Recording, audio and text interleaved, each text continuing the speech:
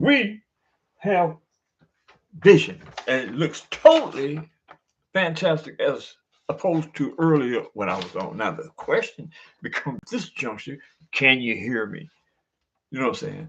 Can you hear me? Because yep, nope. Oh, I'm good. I'm totally good. Now look at me. Look at the visuals. The visuals are totally appropriate as opposed to before when I was earlier, right? I was all, out of sorts when it came to my beautiful visual self. You know what I mean? So it's really starting to come into its own when it comes to all the new equipment that I purchased in order to have a damn good podcast, man. I cannot accept being at the lower echelon of broadcasting, right? Not being able to draw a crowd. Look, that don't make no sense. I've always had a gift of gab. You know what I mean? All my life, I was one of the few in not my group that had a gift of gab, right? And given the fact that I acquired a certain intellect, you know what I mean, coupled with the fact that I have a good gap, there is no explanation for why the boxers trainers channel isn't at the top of the heap when it comes to boxing promotions and boxing podcasting. You know what I mean? And I know at this juncture, based on the fact, look at me, I'm totally handsome. Based on the fact that I'm starting to come into my own when it comes to my equipment, right? That was one of the things that had me on the sideline. Wasn't people gravitating towards the boxers trainers channel, right? My equipment. The things necessary that attract people to the podcast, I just didn't have. Didn't It wasn't because I didn't have them, right? That had something to do with it, but it was because I was too stubborn to go ahead and spend a few dollars to make things right. And that's exactly what I've done thus far, right? Now, I've had some kinks in this system, right, since I um, had it put on display, right? So I was on a couple times today. Once I touched something and it went black, right? Then I came back on and I just wasn't satisfied with the visual. So I changed off the camera.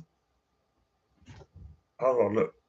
Do I look like a well-defined uh, gentleman of no, especially when it comes to boxing? You better tell the truth, man, because I think I do. You know what I mean? But this is only a small portion of what's to come in the near future, right? I'm going to make a promise to not only y'all but to myself that that Jack Daniels of the Boxers Trainers Channel, the best damn trainer in the world, right? And I've said that on a number of occasions, and I've got a lot of feedback for that. And it's kind of understand based on the fact that um, who knows me? Who knows me other than a selected few people that knew my history when it came to boxing, right? They know, and they still know today, right? There's a lot of people that know that I got hand. Well, I'm 75 now, but I had hand, and I still can chunk them. You know what I mean? I still know how to slip and move. Guy that I was training, he said, "Man, you still got to move. Right? You're 75 years old." It's all about how you embrace and love what you do and love what you know, right? You can't just because you get old, you can't stop. Uh, you can't undo what has already been done, right? You might be a little slower or a little less agile, right? But you can still roll. Man, you just don't forget this. You know what I mean? And it's like I can't wait to be in a position where I can demonstrate what I know. And it's gonna happen because I believe in me. First of all, I believe in the Creator. I believe in whatever God the truth prefer to call him. I prefer to call him.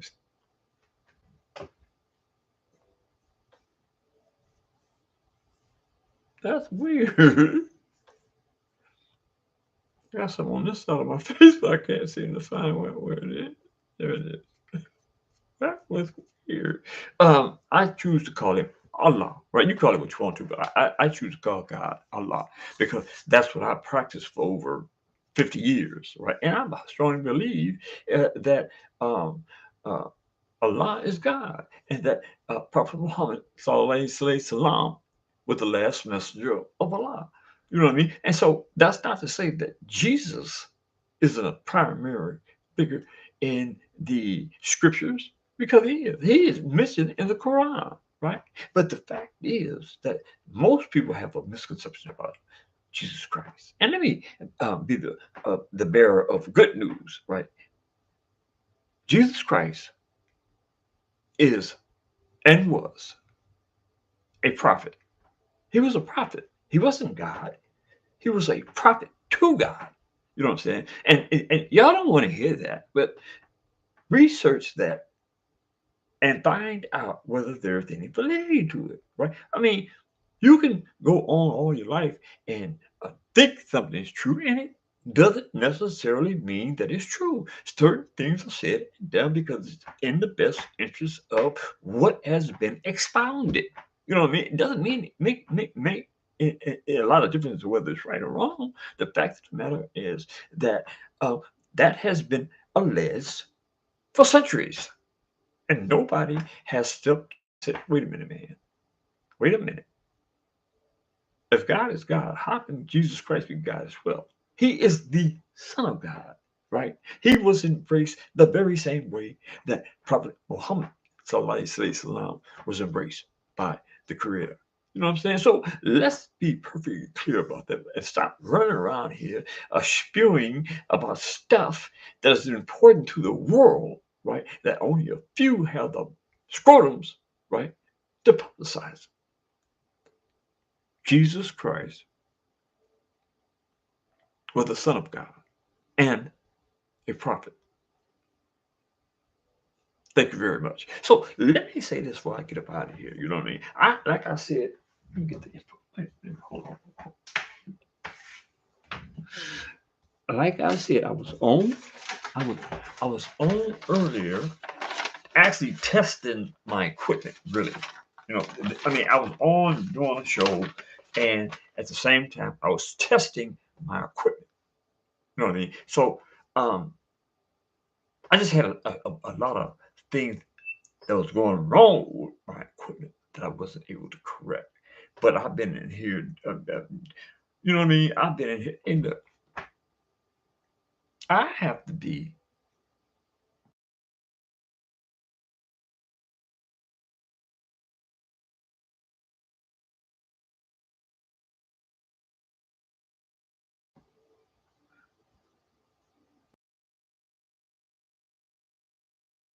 Okay, now I was checking to see if y'all could hear me. So I was on earlier. Like I said, I had a lot of problems um, with the new systems, right? And I did the show, but I canceled it. I canceled myself out, right? Because I didn't like the entirety of the show. So that being said, right, and then that I try to be prompt in everything that I do, right? And at 75, you don't if you don't want to be prompt at 75, then why do you even bother? You know what I mean? I believe that being prompt is a guiding light for other people to be prompt. You know what I'm saying? Being like a mentor, and I do try to be a mentor in everything that I do. I really do, right? So um, when I say I'm trying to be prompt, that's what I mean. You know what I mean? I try to be prompt with this podcast. I try to be prompt in everything that I do in life. So look, tomorrow night in Las Vegas, the WBO is having a fight featuring the WBO welterweight champion of the world, that being Brian Norman Jr., right? Brian Norman Jr. is one of the younger sensations in the sport, right? But he isn't given the kudos necessary to push him to where he needs to be. as a champion. The man is the WBO welterweight champion of the world, and he's been the WBO welterweight champion of the world for at least a year and a half to 2 years, right? But he's only had one fight in that 1.5 to 2 years, right? And I mean, a lot of people didn't know this, but Brian Norman Jr. fought that last fight and won uh, with his left hand injured, right? I mean, seriously injured. So he beat through that fight with injured hands. Now, I just learned recently that he had that injured left hand, right? And uh, he had two operations on that injured left hand. Now the hand is healed and he's ready to go. You know what I mean? And a lot of stuff is being said by Brian Norman Jr. in regards to his qualifications, right? He has went so far as to say on the record that he knows that he can knock Drawn Boots and is out, right? And I know, we all know that he wanted that fight, but that fight went awry, right? And they kept blaming it on Boots, and they started blaming it on Brian Norman Jr., right? So we never got to get to who really ducked that fight, but I kind of went a little step further because I really wanted to know if Boots was a duck. Now, we have to take notice of the fact that Virgil Ortiz said he ducked him. Now, boxers are going to say that about one another, right? To keep the heat off them, right? The ducking thing is for boxers, especially those that don't want that smoke, man, right? So I don't know if Boots ducked Brian Norman Jr. or not, but I do know that Virgil Ortiz said that Jerron Boots Ennis ducked him, right? And let's be perfectly clear about this. Boots never denied that fact. He never said Virgil Ortiz is lying. I ducked nobody, right? He never says that. So in my highly educated thinking, I can only infer that Boots ducked Virgil Ortiz, right? Now, that's a long history of ducking when we get to talking about one person ducking, because Virgil Ortiz, it is alleged, has a history of ducking too. He was supposed to be the mandatory at one time for Torrance Crawford. And somehow that fight never got made, right? And it was alleged that Virgil Ortiz ducked, didn't want that smoke. He didn't want the smoke, man.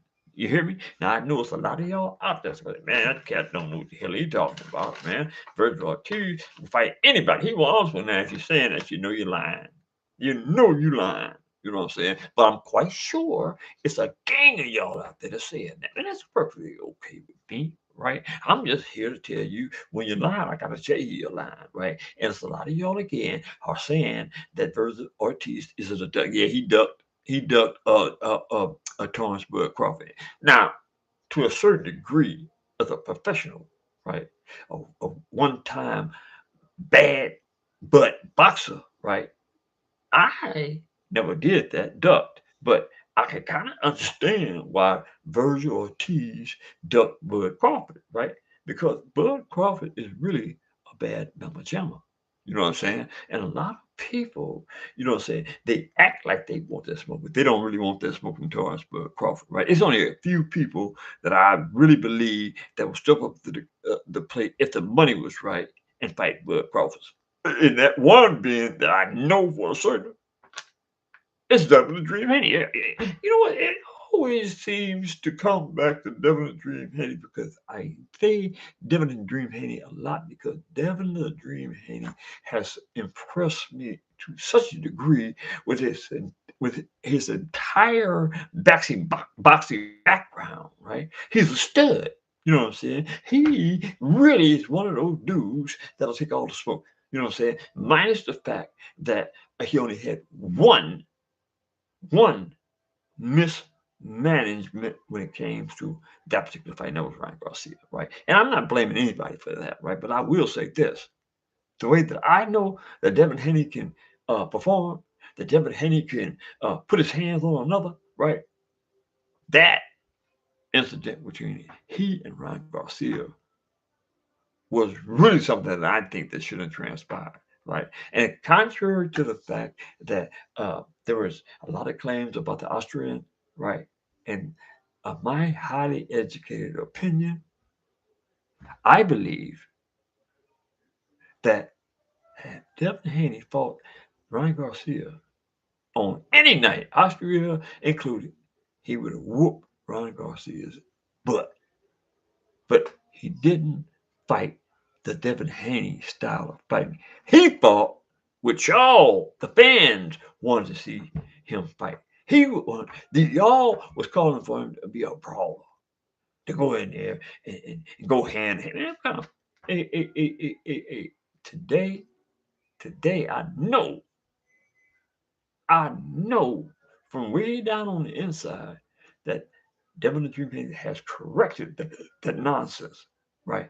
Of going in the ring and doing what the fan base wanted him to do and risk the possibility of getting the O. Because that's what y'all made him do. Y'all made him get that O. I don't give a darn about no Austrian, none of that, right? If Devin the Dream Haney would have fought Ryan Garcia the way Devin the Dream Haney had fought 31 people and won, contrary to the Austrian and anything else, he'd have beat Ron Garcia that particular night. If he'd have fought his fight, Devin's fight. And I'm hoping that Devin the Dream Haney, I call him my nephew, is listening. If Devin the Dream Haney fights the way I know Devin the Dream Haney fights, nobody whoops Devin the Dream Haney. You know why? Because the Devin the Dream Haney that I know had a work ethic only compared to who? Floyd Mayweather Jr. Floyd Mayweather Jr., in my opinion, was one of the most highly work rated boxers in the game. You know what I'm saying? And there was a time when I viewed Devin the Dream Haney with that same style of work ethic. 2 or 3 times a day, Devin Haney, I don't care what he was doing. You know what I mean? He could be screwing, right? And thought about the game, and he would jump up off that thing and run and do some exercise and get in the gym, right? Do some weights, whatever. I mean, that was the style that I was so impressed with Devin the Dream Haney. You know what I'm saying? Now I don't know how I let y'all get me back into talking about Devin the Dream Haney when I'm supposed to be talking about Brian Norman Jr., right? Brian Norman Jr. is the WBO welterweight champion of the world. He's bad no jammer too, really. I mean, if you think about it, he's 20. Uh-uh. Brian is 26, not 24. Brian is 26 years of age. He's 5'8" with a 72-inch arm reach. He's a right-hander. He's 26 wins, 20 by knockout. No losses, never been stopped, no draws, right? And he's ranked number 5 by Ring Magazine. Now, that ain't bad if you think about it. That is a pretty good record, you know what I'm saying? And his opponent, right, is not too shabby in and of himself, you know what I'm saying? And let the record reflect that Derrick uh, Cu- Cuevas, Cuevas, yeah, Cuevas said that he believes that he gonna knock Brian Norman Jr. out. You see that? Out. You know what I'm saying? That's what Derek Cuevas said. He gonna knock Brian Norman Jr. out. Ooh, could you imagine coming into a fight with a world champion, right? That is, I mean, dying to maintain his status as a world champion. I mean, his work ethic is really fantastic. I'm talking about Brian Norman Jr. I've seen Brian Norman Jr. in the gym, right? And it's gonna be hard to beat Brian Norman Jr. because he takes his craft serious as hell. You know what I'm saying? And that's good. That, to see a young, vibrant world champion, right? You know what I'm saying? Do what he needs to do to maintain his belt. Now, let's not get me wrong when I make this statement. He gonna have a heck of a hill to climb messing with Derrick Cuevas. He gonna have a hell of a task on his hand because dude is in the best of shape also. Did the tape on him and he ain't playing. You know what I'm saying? Like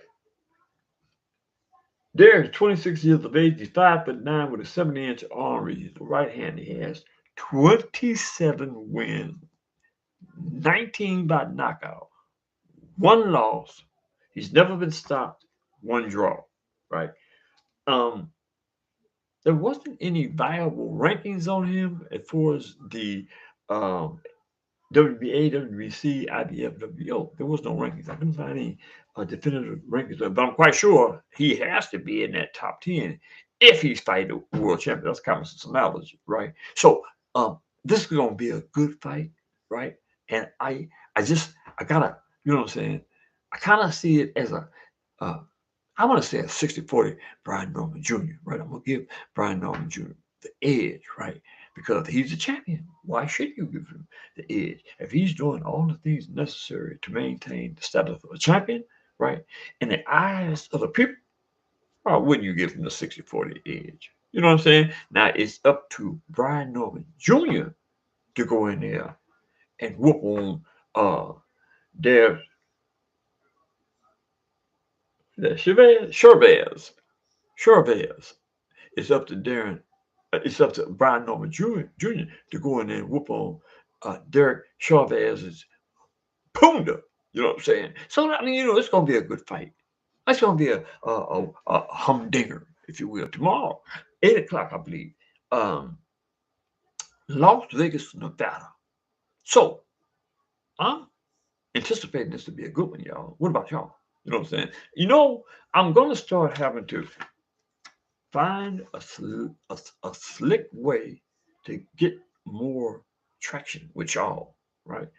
I've tried to phone, and you guys, I don't know, you guys don't gravitate to having a conversation on the phone with the box trainer. I don't know why, right? Because the same thing the rest of them cats uh, talk about, I can talk about it. You know what I'm saying?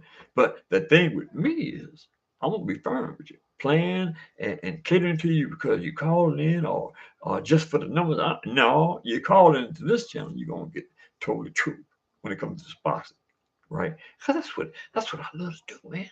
Man, I love boxing.